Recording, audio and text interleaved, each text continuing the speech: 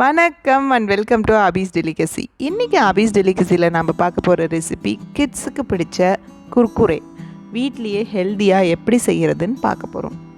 நம்ம எப்போவும் பாக்கெட்லேயே வாங்கி கொடுத்துருப்போம். ஸோ இன்றைக்கி வீட்லேயே அதை நம்ம செஞ்சு கொடுக்கலாம். ரொம்ப டேஸ்டியாக இருக்கும் அண்ட் ஹெல்த்தியும் கூட. வாங்க எப்படி செய்கிறதுன்னு பார்க்கலாம்.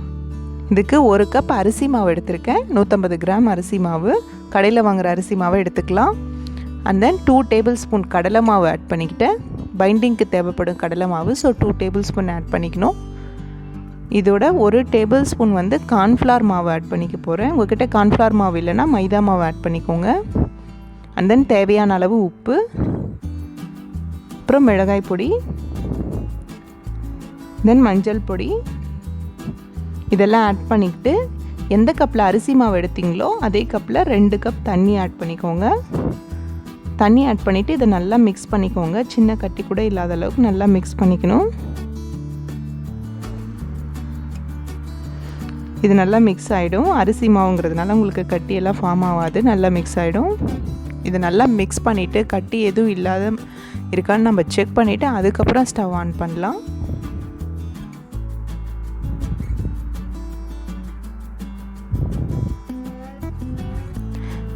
இப்போ ஸ்டவ் ஆன் பண்ணிக்கலாம்.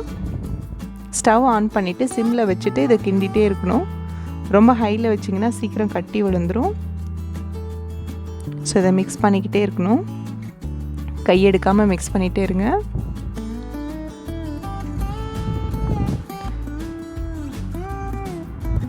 இது கரெக்டான அளவு தண்ணி மாவுலாம் எடுத்துக்கிட்டால் நம்மளுக்கு சாஃப்டான கரெக்டான பதத்தில் இந்த டோ ரெடி ஆயிரும்.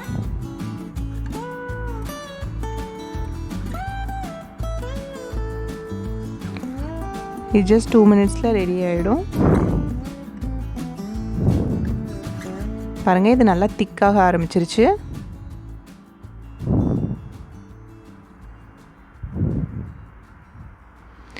இது நல்லா திக்காகிட்டு எல்லாம் பைண்ட் ஆகுற அந்த டைமில் ஸ்டவ் ஆஃப் பண்ணிவிட்டு இதை கூல் பண்ண விடணும்.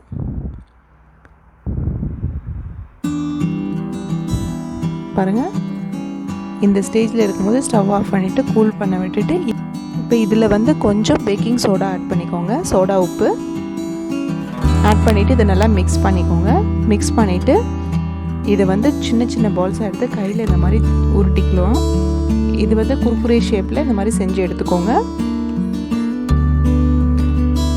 இந்த மாதிரி எல்லாத்தையும் நம்ம குர்குரே ஷேப்பில் நம்ம கட் பண்ணி கையிலேயே தேய்ச்சி எடுத்து வச்சுக்கலாம்.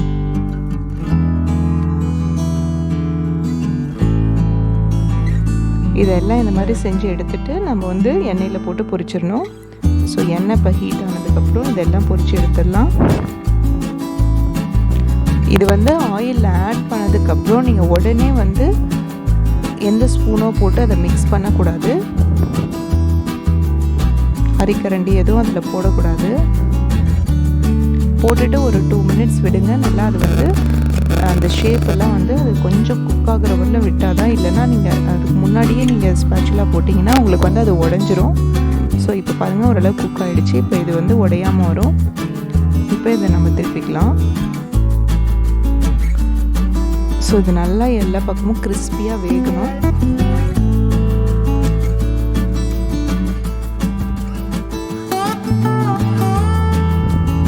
ரொம்ப மெல்லிஸாக உருட்டி எடுத்துக்கோங்க இந்த குர்குரே ஷேப்புக்கு. ரொம்ப மொத்தமாக செய்யக்கூடாது இது. அதுக்கப்புறம் உள்ளெல்லாம் வேகாது. பாருங்கள், இந்த கோல்டன் ப்ரௌன் ஆகிற வரலும் நல்லா ஃப்ரை பண்ணி எடுத்துக்கிட்டிங்கன்னா கிறிஸ்பியாக உங்களுக்கு குர்குரே ரெடி ஆகிடும். இதில் மசாலா நான் காஷ்மீரி சில்லியும் கொஞ்சம் ஆம்ச்சூர் பவுடரும் எடுத்திருக்கேன், அதாவது மேங்கோ பவுடர். ஸோ இது ரெண்டையும் மிக்ஸ் பண்ணி இதில் ஆட் பண்ணிக்கலாம்.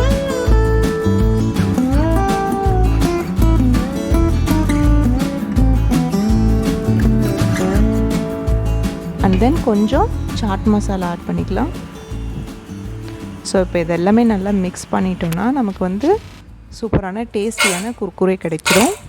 சாட் மசாலா ஆட் பண்ணும்போது அந்த டேஸ்ட் ரொம்ப நல்லாயிருக்கும்.